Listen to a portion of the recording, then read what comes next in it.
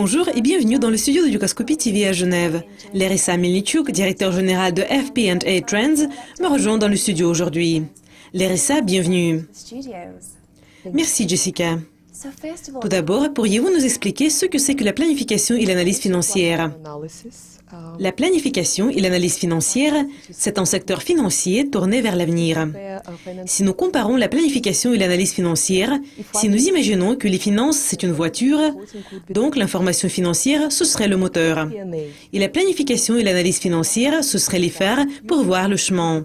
Ce serait aussi le volant pour établir la direction, et ce serait la ceinture qui pourrait vous sauver si quelque chose va mal.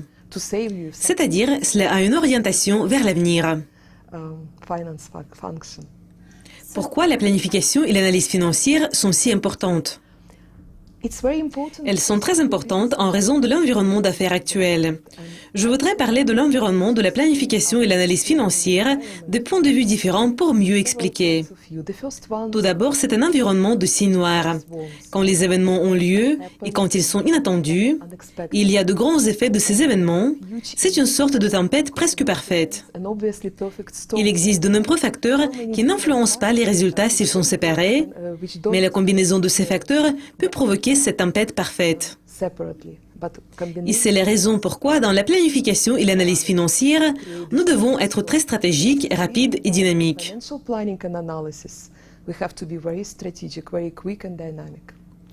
Quelles sont les dernières tendances dans la planification et l'analyse financière? J'aime considérer la planification et l'analyse financière de ces 4 points de vue. Évidemment, une des plus grandes tendances actuelles concerne l'analyse. Nous changeons les modèles, nous les rendons plus dynamiques. Il y a beaucoup de nouvelles générations de systèmes et les projets de l'informatique décisionnelle aident à utiliser de grands volumes de données dans la planification et l'analyse financière. Les gens qui utilisent la planification et l'analyse financière sont aussi différents. Ils ne sont pas de traditionnels comptables. La culture de la planification et l'analyse financière est en train de changer. Le budget traditionnel ne fonctionne plus. Nous considérons comment nous pouvons sortir du budget, comment nous pouvons utiliser de différentes méthodes de gestion. Et la conception du processus change aussi. Les processus deviennent plus flexibles et dynamiques. Et pourriez-vous nous donner quelques exemples? Oui, je voudrais vous donner quelques exemples intéressants.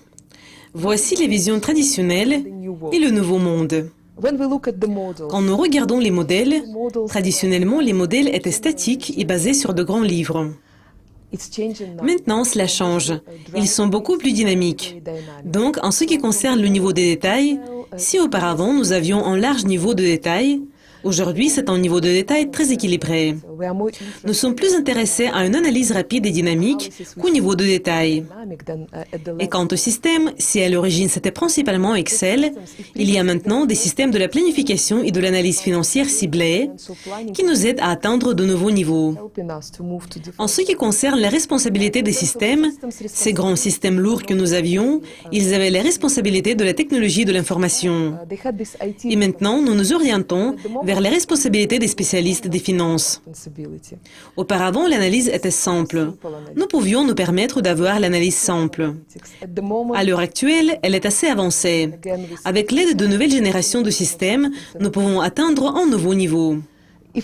Sur la diapositive suivante, vous voyez que le rôle de la planification et de l'analyse financière a également changé.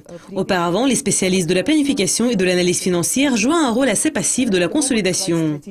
À l'heure actuelle, ce rôle est influent et stratégique. Je connais plusieurs entreprises à Londres où le directeur de la planification et de l'analyse financière s'adresse directement au PDG ou au conseil d'administration. Si nous parlons de la culture, je l'ai déjà dit, nous nous éloignons de la budgétisation. Les négociations sur le budget et les objectifs restent dans l'histoire. Nous abandonnons la budgétisation. Et les dernières diapositives montrent le développement des processus. Aujourd'hui, une grande tendance est d'intégrer tous les processus de planification dans la société. Les processus de haut en bas et de bas en haut sont intégrés. Et évidemment, nous parlons également de la période du temps. Si avant, il s'agissait d'une période comptable, nous allons au-delà de cette période. Il y a une expansion. En général, ce sont les principales tendances dans le domaine de la planification et de l'analyse financière. Pour nous, c'est un moment très intéressant. Il existe de nombreuses opportunités de développement pour les gens et pour les entreprises. Comme je voyage beaucoup et je parle aux gens différents, je vois beaucoup de restructuration et beaucoup de changements. Nous vivons déjà dans un nouveau monde de la planification et de l'analyse financière. C'est vrai, Larissa, merci de votre participation et de commentaires profonds que vous nous avez donnés. C'était un plaisir. Merci Jessica, je suis ravie d'être ici. Et merci d'être avec nous. Pour apprendre les dernières mises à jour et voir des interviews exclusives, restez à l'écoute de Yucascopy TV. Au revoir.